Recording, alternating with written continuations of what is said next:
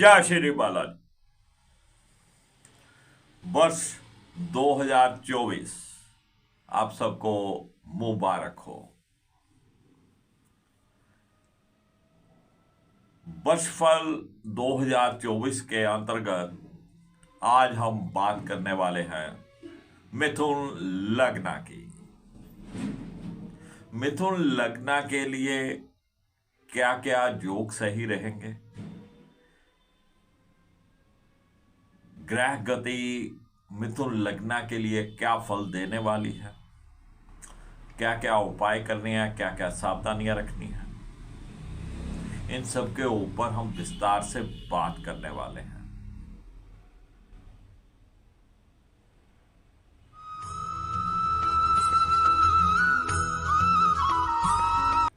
चलिए बात करते हैं मिथुन लग्न की।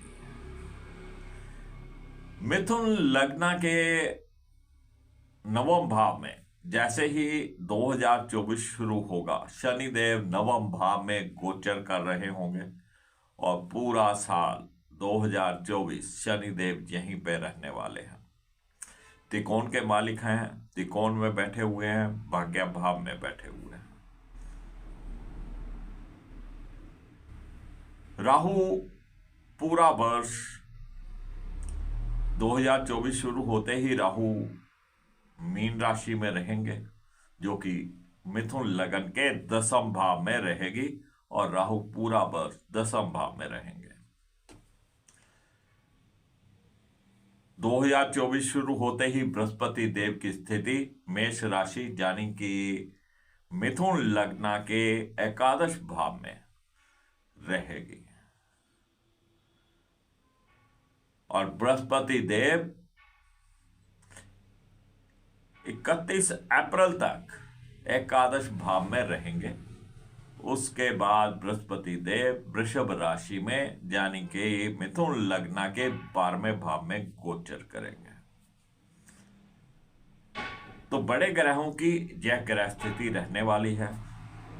दूसरे ग्रह हर महीने बदलते रहते हैं और जब भी ग्रह बदलते हैं उनका वीडियो बनाकर हम आपके सामने रखते हैं, उसकी जानकारी हम आपको देते रहते हैं। सबसे पहले बात कर लेते हैं शनिदेव की। मिथुन लग्न के भाग्य भाव में शनि अपनी ही राशि में गोचर किए हुए हैं और शनिदेव भाग्य को प्रबल करने वाले हैं। अब शनिदेव की चाल धीरे है और शनिदेव हर कार्य धीरे धीरे करते हैं। कोई बुरा समय आ जाए तो बहुत लंबे समय तक चलता है, क्योंकि धीरे धीरे लंबा समय है, धीरे धीरे निकलेगा। और अच्छा समय आ जाए तब भी शनिदेव अच्छे टाइम के लिए, काफी समय के लिए वो टाइम देते हैं। तो शनिदेव यहां पर आपके भाग्य को निखारेंगे और धर्म कर्म से आपको जुड़ के रहना है। पिताश्री की सेहत पहले से बेहतर रखेंगे। आपके जो भी कार्य रुके हुए थे अब वो धीरे धीरे लेकिन होंगे, धीरे धीरे लेकिन निकलते जाएंगे शनिदेव की कृपा से।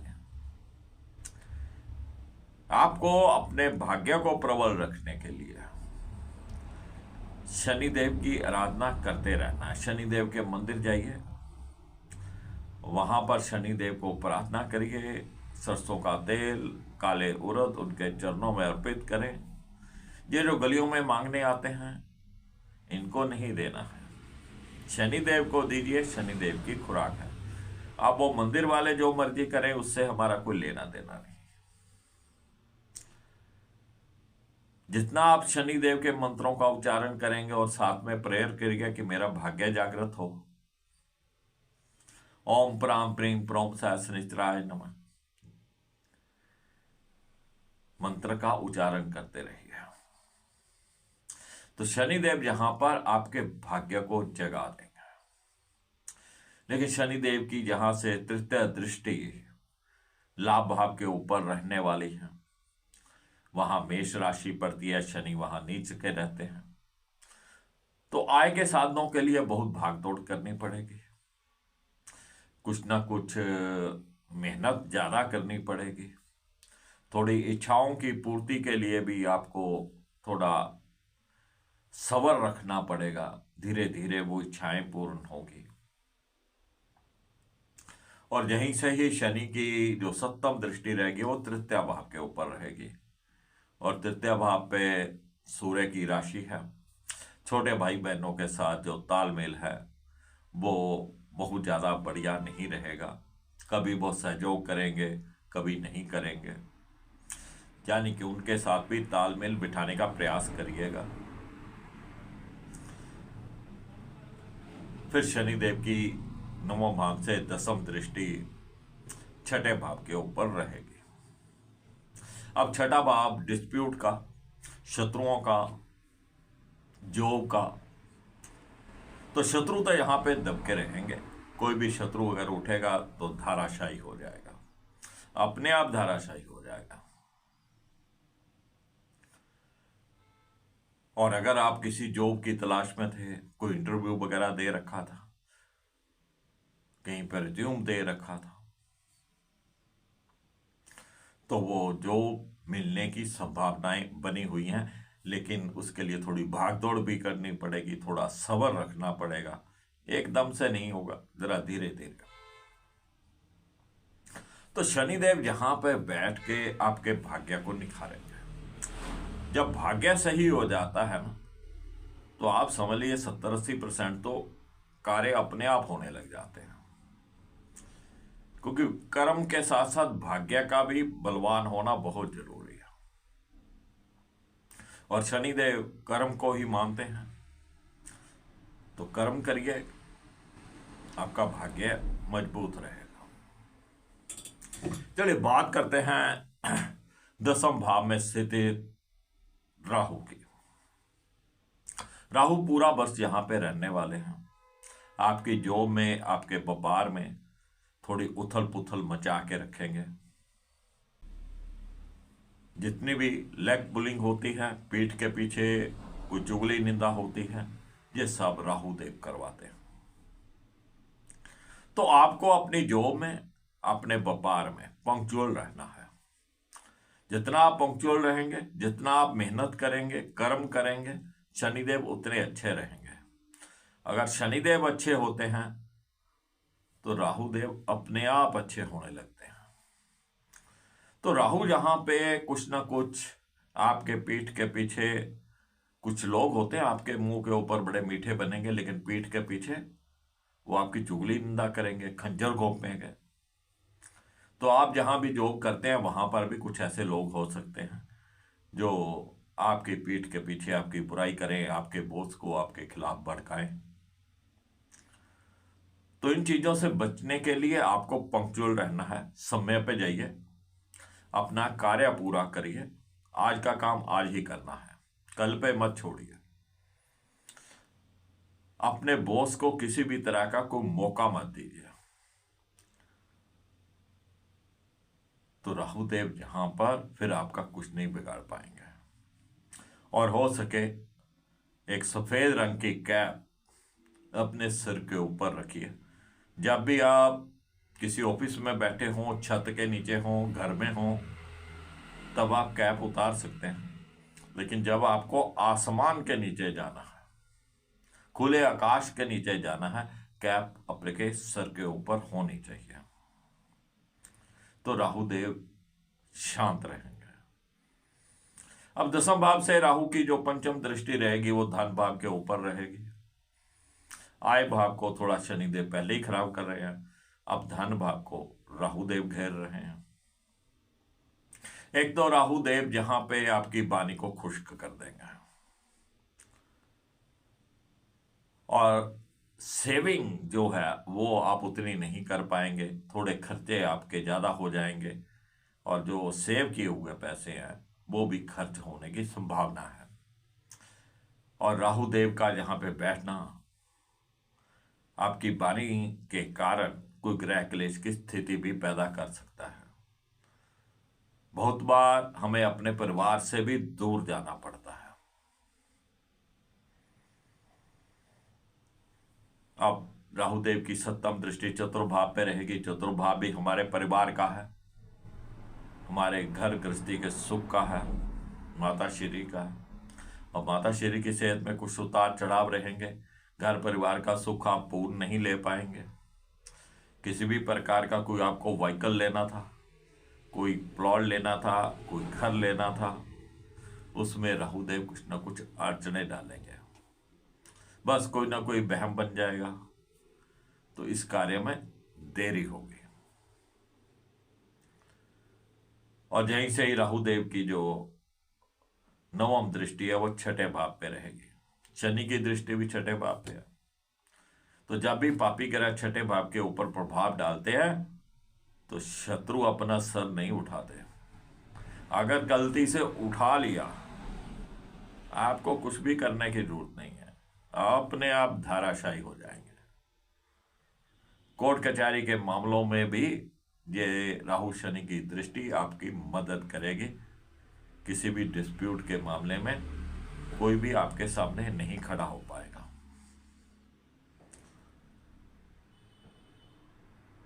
अब बात कर लेते हैं बृहस्पति देव की। एकादश भाव में मेष राशि में बृहस्पति देव 31 अप्रैल तक रहने वाले हैं। अब बृहस्पति देव दसम भाव के स्वामी हैं, सप्तम भाव के स्वामी हैं। अब बृहस्पति लाभ भाव में बैठे हुए हैं, दसम भाव का स्वामी, तो लाभ तो ये करवाएंगे। शनिदेव थोड़ा डिले करेंगे, जो शनिदेव की दृष्टि है, लेकिन लाभ अवश्य होगा। आय के साधन बढ़ेंगे और व्यापार भी आपका बढ़ेगा, क्योंकि बृहस्पति देव मित्र राशि में है। तो कारोबार में भी बढ़ोतरी होगी, आपकी जॉब में भी अच्छा रिजल्ट रहेगा। लेकिन जो लेग पुलिंग वगैरह करते हैं आपके पीठ के पीछे, थोड़ा उनसे बचना है। शेष जॉब के लिए भी या आय के साधनों के लिए बृहस्पति देव जहाँ पे बहुत अच्छे हैं। बड़े भाई बहनों के साथ अच्छे संबंध बनेंगे, उनका सहयोग आपको मिलेगा और बृहस्पति देव आपकी जायज इच्छाओं को भी पूर्ण करेंगे। जितना शनिदेव खराब करेंगे, बृहस्पति देव उससे अच्छा कर देंगे। अब बृहस्पति देव की पंचम दृष्टि तृतीय भाव पे रहेगी। अब शनिदेव की सप्तम दृष्टि थी तो वो छोटे भाई बहनों के साथ बिगाड़ कर रहे थे, लेकिन बृहस्पति की दृष्टि छोटे भाई बहनों के साथ आपके संबंध मधुर करेगी। जितना वो खराब करेंगे उससे ज्यादा वो ठीक कर देंगे। तो आप अपनी तरफ से पूरा प्रयास रखिएगा कि आपके संबंध बिगड़े नहीं। आपको अपने छोटे भाई बहनों के साथ तालमेल बना के रखना है। और यहीं से ही बृहस्पति की जो सप्तम दृष्टि रहेगी वो पंचम भाव के ऊपर रहेगी। विद्यार्थी वर्ग के लिए अति उत्तम समय। विद्यार्थियों की आउटपुट जहाँ पे बहुत अच्छी निकलने वाली है। थोड़ा पढ़ के ज़्यादा याद कर लेना, लंबे समय के लिए याद रखना, ज्ञान में बढ़ोतरी होना अति उत्तम है। तब तक उनके एग्ज़ाम भी हो जाएंगे तो बहुत अच्छा वो अपने एग्ज़ाम भी कर पाएंगे। तो विद्यार्थी वर्ग के लिए बेहतरीन है। और जो मिथुन लगन के जातक हैं, जिनकी संतान बड़ी है, उनकी संतान कुछ अच्छा कार्य करके दिखाएगी। जिस भी फील्ड में आपकी संतान है, पढ़ाई लिखाई में या पढ़ाई लिखाई में, जॉब में या तो जॉब में, किसी कंपटीशन में बैठ रही है तो वहाँ पे जिस भी फील्ड में आपकी संतान है वो कुछ ना कुछ अच्छा करके दिखाएगी, जिससे आपको प्रसन्नता होगी और संतान सुख मिलेगा। आज्ञाकारी रहेगी संतान, आपका कहना मानेगी। और जो पति पत्नी संतान की इच्छा रखते थे कि अब हमारे संतान हो जाए, तो ये समय अति उत्तम है। 31 अप्रैल तक इस समय में कंसीव किया जा सकता है। संतान सुख आपको मिलने वाला है।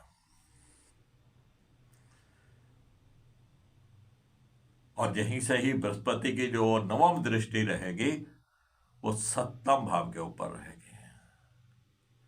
पति पत्नी संबंध पहले से बेहतर हो जाएंगे। आपसी तालमेल पहले से बेहतर हो जाएगा। अगर सेहत में कुछ उतार चढ़ाव चल रहे थे, अब वो ठीक हो जाएंगे। और बृहस्पति की ये दृष्टि आपके दैनिक जीवन को बहुत अच्छा करने वाली है। और जो विवाह योग्य हैं, जिनके लिए लड़का या लड़की देखे जा रहे थे, अब ये बृहस्पति देव की दृष्टि उनका कहीं ना कहीं रिश्ता तय कर देगी। जिनका रिश्ता तय हो चुका था उनकी शादी रखी जाएगी। तो हर तरफ से बृहस्पति देव यहां पे अच्छा फल करने वाले हैं। और ये अच्छा फल 31 अप्रैल तक रहने वाला है। 31 अप्रैल के बाद बृहस्पति देव 12वें भाव में चले जाएंगे। 12वें भाव में जाकर बृहस्पति देव खर्चों में बढ़ोतरी करेंगे। लेकिन बृहस्पति देव की एक अच्छी बात ये रहती है कि ये अच्छे कार्यों के ऊपर खर्च करवाते हैं, अननेसेसरी खर्चे नहीं करवाते। अब बृहस्पति देव 12वें भाव में बैठकर खर्चों में बढ़ोतरी करेंगे। शुभ कार्यों के ऊपर खर्चा होगा, चाहे आप अपने घर में कुछ सत्संग करवा लें, कोई कीर्तन करवा लें, किसी बच्चे की शादी हो जाए, या किसी बच्चे के जन्मदिन के ऊपर आप ज़्यादा खर्चा कर दें, अपनी मैरिज एनिवर्सरी पर ज़्यादा खर्चा कर दें, या कहीं पे आप तीर्थ यात्रा वगैरह भी कर सकते हैं।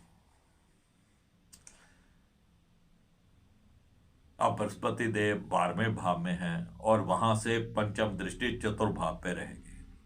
अब जो राहु देव परेशानियां पैदा कर रहे थे चतुर्भाव पे, माता श्री की सेहत को खराब कर रहे थे, कोई प्लॉट लेना था, कोई मकान लेना था, कोई व्हीकल लेना था, वहां पे कुछ ना कुछ अड़चने डाल रहे थे। अब बृहस्पति देव उन अड़चनों को ठीक करेंगे।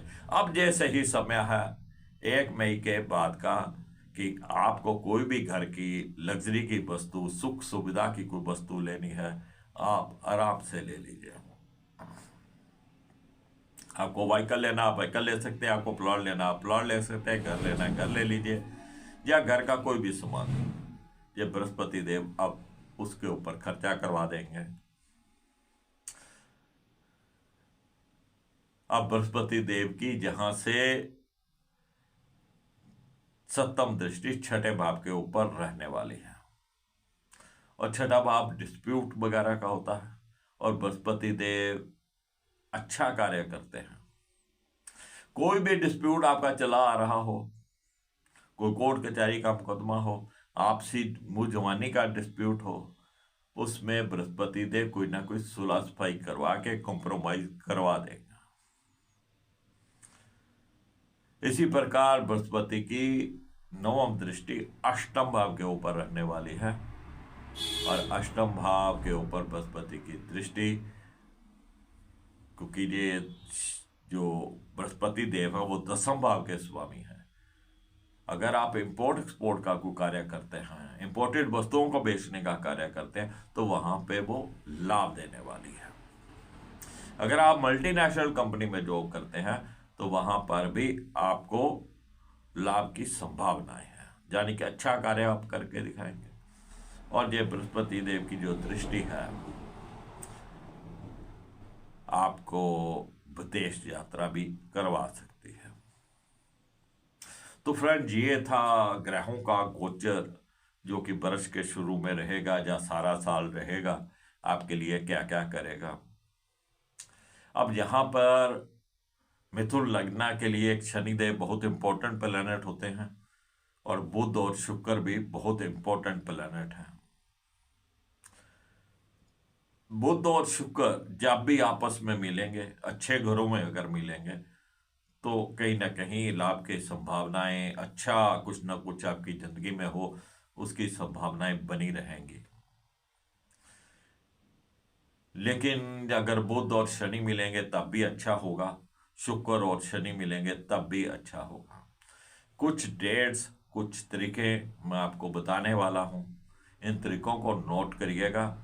ये आपको आने वाले समय में, अच्छे समय में लाभ लेने की आपकी जो इच्छा है उसको बढ़ाएगी। सर्वप्रथम बात कर लेते हैं बुध की। तो 7 जनवरी को बुध जो है वो धनु राशि में रहेंगे 1 फरवरी तक। 7 जनवरी से 1 फरवरी तक धनु राशि में रहेंगे। और धनु राशि जो है वो मिथुन लग्न के 7वें भाव में पड़ती है और इसके ऊपर बृहस्पति की दृष्टि है। अब लगन का स्वामी और चतुर्भाव का स्वामी 7वें भाव में और ऊपर से 7वें भाव के स्वामी की दृष्टि। एक तो सेहत आपकी बहुत अच्छी रहेगी, आप घर परिवार और लग्जरी का कुछ सामान भी खरीद सकेंगे। यहाँ पर विवाह योग्य जो भी लड़का लड़की हैं उनके रिश्ता होने की संभावनाएं बन जाएंगी। इस समय में वो रिश्ता होने की संभावनाएं बन जाएंगी या विवाह आदि का रखा जा सकता है। पति पत्नी संबंध बहुत मधुर जहां पे रहने वाले हैं। फिर 20 फरवरी से 7 मार्च तक बुध जो है वो कुंभ राशि में आ जाएंगे। अब कुंभ राशि में पहले से ही शनिदेव बैठे हैं, जहां पे लग्नेश और नमेश का संबंध बन जाएगा। चतुर्भाव का स्वामी भी भाग्य भाव में आ जाएगा, तो भाग्य यहां पे प्रबल हो जाएगा आपका। और आपके ऊपर गुरु कृपा, इष्ट देव की कृपा की भी संभावनाएं हैं। जितना आप अपने इष्ट देव का पाठ करेंगे, गुरुदेव का पाठ करेंगे, तो उनकी कृपा भी आपके ऊपर बरसेगी। जब उनकी कृपा बरसेगी तो घर के सुख भी आपको मिलेगा, आपकी सेहत भी अच्छी रहेगी और भाग्य भी आपका जागेगा। तो इसके बाद जब बुध है 26 मार्च से लेके 9 अप्रैल तक मेष राशि में रहेंगे। अब मेष राशि में बृहस्पति देव पहले चल रहे हैं और जहां पर बुध जो कि लगन भाव का स्वामी है वो भी साथ में आ जाएगा। तो ये स्थिति भी पति पत्नी संबंध को मधुर करने वाली है। जिनका रिश्ता नहीं तय हुआ है उनका रिश्ता तय करवा देगी, जिनका रिश्ता तय हो चुका था उनकी शादी करवा देगी। तो ये तरीके जब भी बुध इनके साथ आएंगे आपको लाभ देने वाले हैं। चलिए अब बात कर लेंगे शुक्र ग्रह की। 7 मार्च से 31 मार्च तक शुक्र शनि के साथ रहेंगे कुंभ राशि में। और शुक्र जो है वो पंचम भाव के स्वामी होते हैं। पंचम भाव जो कि त्रिकोण भाव है, जिसमें मां लक्ष्मी का वास होता है। अब वो शनि के साथ भाग्य भाव में रहेंगे तो भाग्य में निखार आ जाएगा। विद्यार्थी वर्ग के लिए अति उत्तम समय रहेगा। प्रेम प्रसंग के मामलों के लिए अति उत्तम समय। संतान पक्ष से भी आपको खुशी मिलेगी और भाग्य तो चमकेगा ही चमकेगा। और इस समय में भी इष्ट देव की कृपा, गुरु कृपा आपके ऊपर बरसने वाली है। बस आप उनका पाठ जरूर करते रहिए।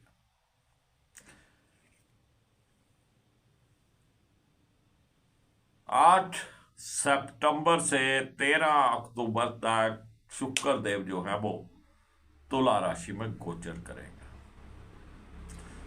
अब तुला राशि पंचम भाव में पड़ेगी। प्रेम प्रसंग के मामलों के लिए बहुत बढ़िया, विद्यार्थी वर्ग के लिए बहुत बढ़िया, संतान प्राप्ति के लिए बहुत बढ़िया। तो ये कुछ तरीके हैं जो कि आपको लाभ दे सकती हैं, खुशियां दे सकती हैं। इन तरीकों को नोट करके रखिएगा, आपके काम आएंगे। तो फ्रेंड्स, ये था 2024 मिथुन लग्न के लिए कैसा रहेगा। फिर मिलेंगे, तब तक कृकेश विशिष्ट को इजाजत दीजिए। जय श्री बालाजी। नया साल आप सबके लिए बहुत बहुत मुबारक।